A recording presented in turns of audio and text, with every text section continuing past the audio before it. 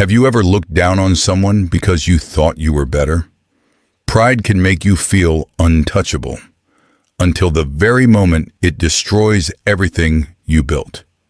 Some people rise quietly. Some people rise loudly.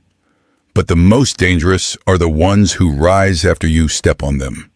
Because mocking someone today may mean kneeling before them tomorrow. 10 black SUVs roll through a poor neighborhood like a military operation. Helicopters thunder overhead. Security guards in suits form a wall. The entire street stops breathing. A door opens. David steps out in a tailored navy suit that costs more than most people earn in a year. Women scream. Men freeze. Children rush forward. And there, on her knees in the dirt, Adobe cries. Her makeup runs black down her cheeks. Her hands shake. She whispers his name like it might save her. 3 months ago, she called him a greasy nobody. She filmed him, humiliated him, made him a joke for 70,000 followers. Now he stands over her like a king, and she realizes what her pride destroyed. What would you do if someone you mocked returned richer than you ever imagined? Comment, yes, if you believe karma is real. But this story doesn't start here.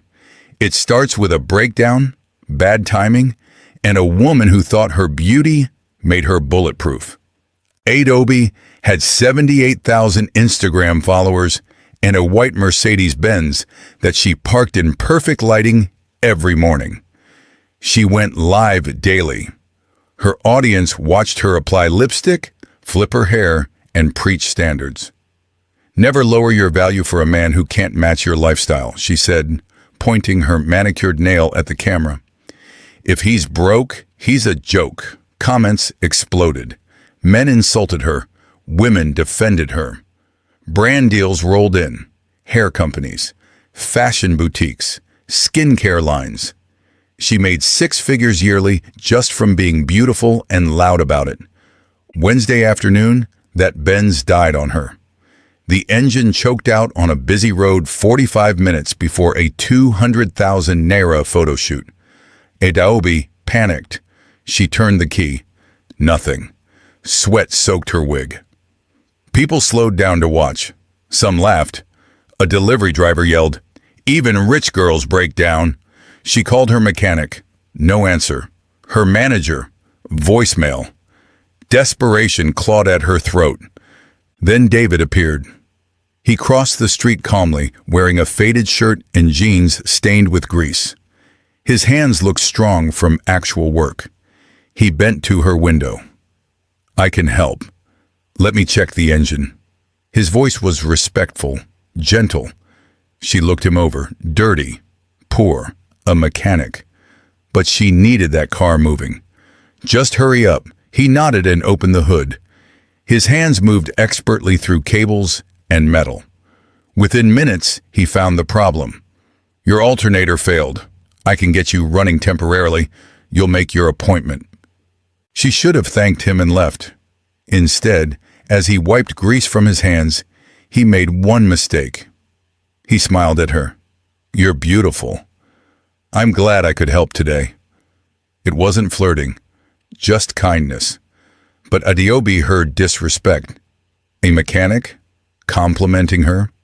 She laughed loud enough for people to turn. "You? You're trying to talk to me?" David stepped back, confused. "I didn't mean anything by..." She pulled out her phone and hit record. "Everyone needs to see this. This mechanic just tried to ask me out." She zoomed on his stained clothes, his confused face, his dirty hands. "Look at him. And he thinks he has a shot with me? Stay in your lane. Some of us are out of your budget." The crowd grew. Some laughed. Others looked uncomfortable. David said nothing. He just watched her with something like disappointment, then walked away quietly. No argument, no anger, just gone. Adobe posted the video immediately. 5,000 views in 10 minutes. 10,000. 20. Comments poured in. Queen energy, you're savage, but mixed with, this is cruel. You're going to regret this. She ignored the negative ones. She got in her car, which now ran smoothly, and drove away. She never looked back at the man she destroyed.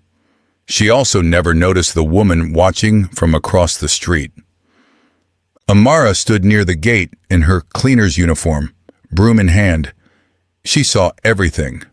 The mockery, the recording, the way that man walked away with his dignity intact.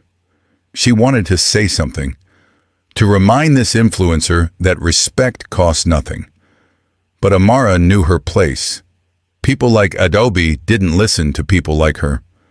Still, as the Benz pulled away, Amara whispered to herself, "Pride destroys everything it touches."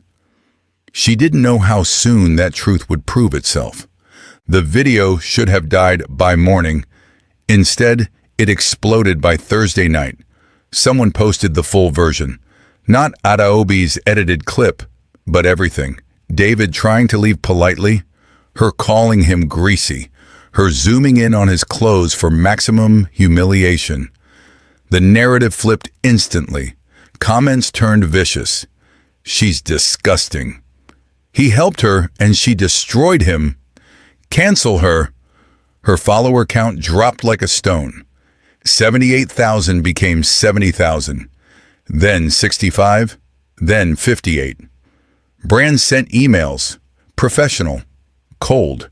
We're moving in a different direction. Thank you for understanding. The skincare company, the hair brand, the fashion boutique, all gone within 48 hours. Amara saw the video on her phone that night in her small room. She felt sick watching it again. She didn't know the mechanic, but she recognized his kindness. She scrolled through comments calling for Adobe's destruction and quietly hoped the influencer would learn something from this. Just learn. Nothing more. Amara closed her phone and prayed briefly before sleeping. Not for revenge, just for understanding. Adobe tried fighting back. She went live crying, explaining it was just a joke, that people were too sensitive, that cancel culture was ruining lives. But her audience smelled blood. They wanted her to suffer. Her friends stopped responding. The group chat went silent. When she saw them at a lounge Friday night, they turned their backs. One girl she'd known for 3 years walked past her like she was invisible. Isolation is a specific kind of pain. It teaches you how shallow everything was, how quickly people discard you when you stop being useful. Then her boyfriend called, Amika, the man with the Range Rover who paid her rent and car note. His voice was flat. "We need to talk about the apartment." Her stomach dropped. "What about it?" He sighed. "I'm taking it back, and the Benz." She couldn't breathe. The apartment, the car, the whole life she flaunted online. None of it was hers. Amika funded everything. And now that her income stopped, now that she brought him embarrassment instead of status, he wanted it all back. She begged, cried, promised to rebuild. He hung up. 2 days later, his driver collected the car keys. A locksmith changed her apartment locks while she packed 2 suitcases. Adobe moved back to her mother's small house. 2 bedrooms, cracked walls, a neighborhood where everyone knew everyone's business. Her mother didn't lecture her, just looked at her with tired eyes that said everything. The neighbors whispered. The same ones who used to ask for money now laughed behind closed doors. Adobe stayed inside for weeks. Her phone sat silent. No notifications, no messages, just a dead screen reflecting her face back at her. One evening, she passed her mother's room and heard soft praying. She stopped outside the door. Her mother knelt beside the bed, hands clasped. "God, teach my daughter what I couldn't. Let her learn humility, before pride destroys her completely. Adaobi's chest tightened. She wanted to walk in, to apologize, to cry. But shame kept her frozen in the hallway. She went back to her room and stared at the ceiling until morning. Weeks passed. She overheard neighbors talking. That mechanic she insulted? People say he's connected. Say his family owns half of Lagos. Adeobi wanted to laugh. That dirty mechanic? Impossible. But doubt crept in. A small voice asking, what if? Should David forgive her? Yes or no? Comment below. David never wanted revenge.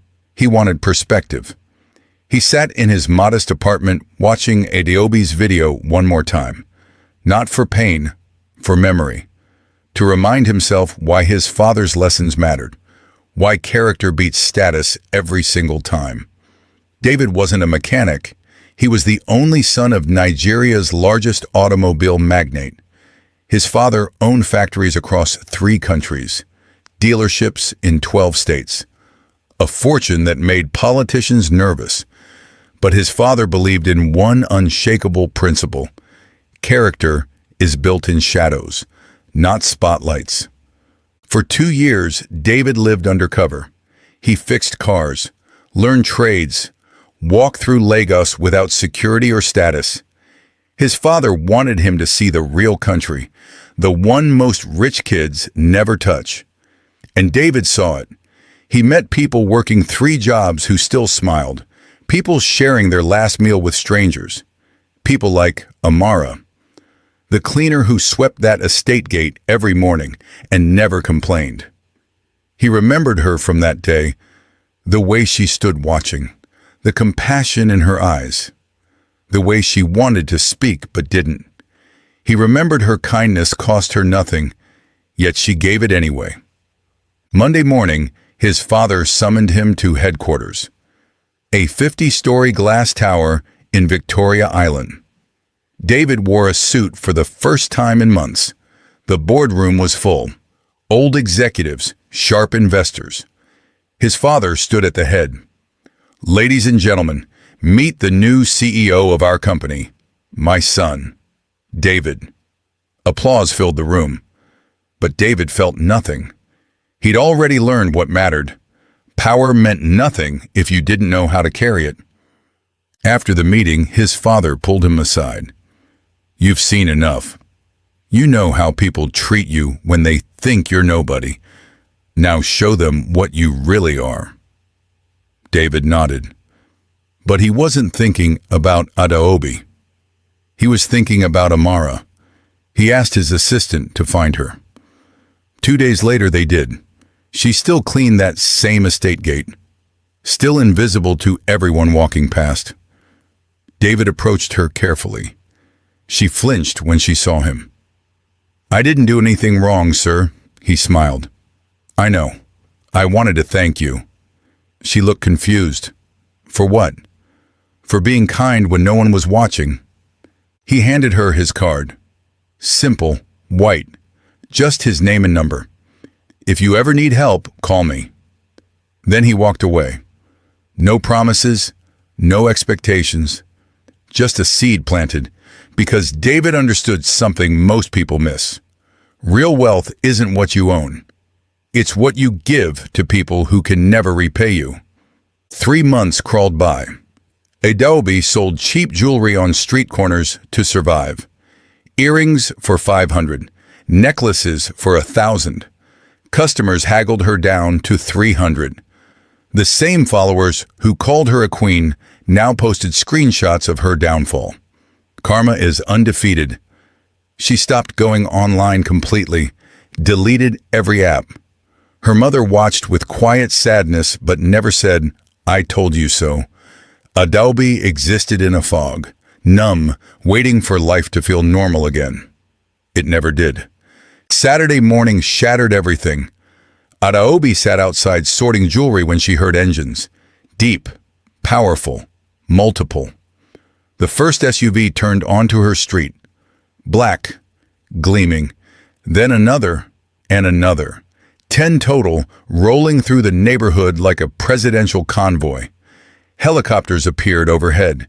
Security in black suits stepped out, forming a perimeter. People poured from their houses. Children ran alongside. Mothers screamed. "Who is this? What's happening?" The entire street froze. The lead SUV door opened. David stepped out. Navy suit, perfect fit, shoes that reflected sunlight, a watch that could buy every house on that block. He moved with the confidence of someone who owned cities, not just buildings. Women gasped. Men stared in shock. Children shouted his name. And Adeobi sat frozen, her cheap jewelry scattered in the dirt at her feet.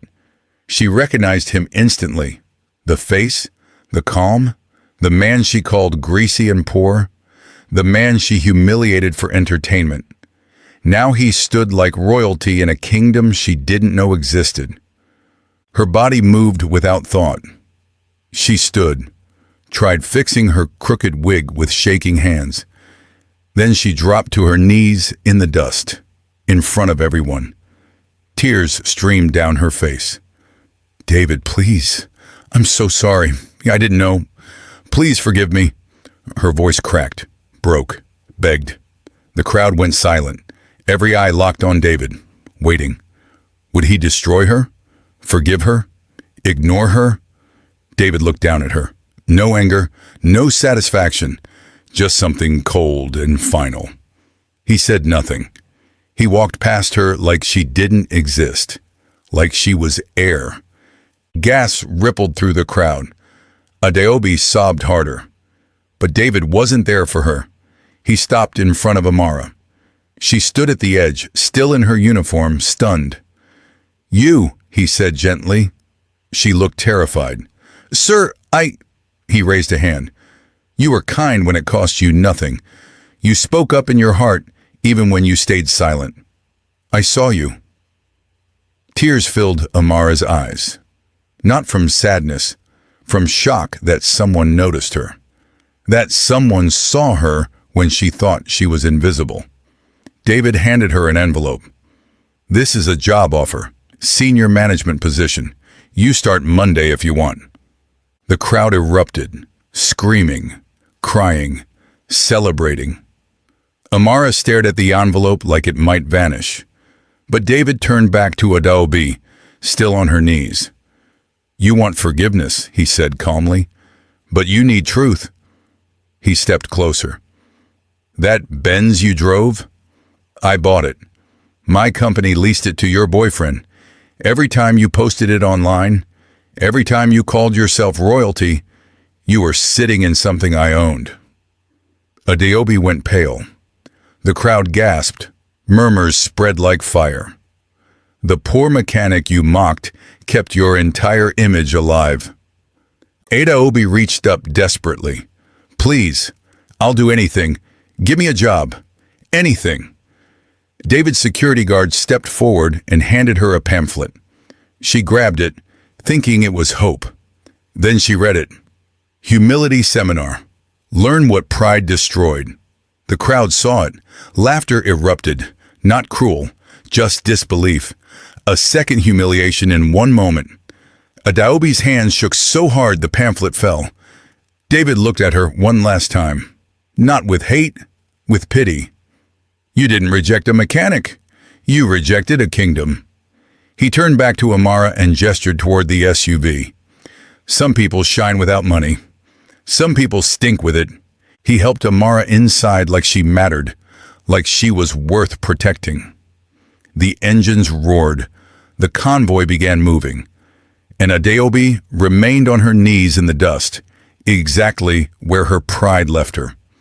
The crowd didn't comfort her. They just stared. Some pitied her. Most understood. Karma doesn't miss appointments. The SUVs disappeared down the road, leaving dust and silence. Adeobi finally stood on weak legs. Her mother came outside and pulled her inside without words. The neighbors would talk for years. But the story wasn't about Adeobi anymore. It was about David, about Amara, about what happens when you treat people like they're disposable. David never wanted revenge. He wanted a lesson for himself, for everyone watching, that how you treat people when they have nothing reveals everything about who you are. Amara got a second chance because she was kind when kindness cost her nothing. Adaobi lost everything because she thought wealth made her untouchable. And somewhere in Lagos, in a glass office overlooking the city, David sat at his desk and never thought about her again. Because some lessons teach themselves. And some people never learn until they're kneeling in the dust they tried to throw on others. Some people only learn when life teaches the lesson. Should David have helped her? Or was the dust the only place she belonged? Tell us in the comments and subscribe for more stories where life humbles the proud.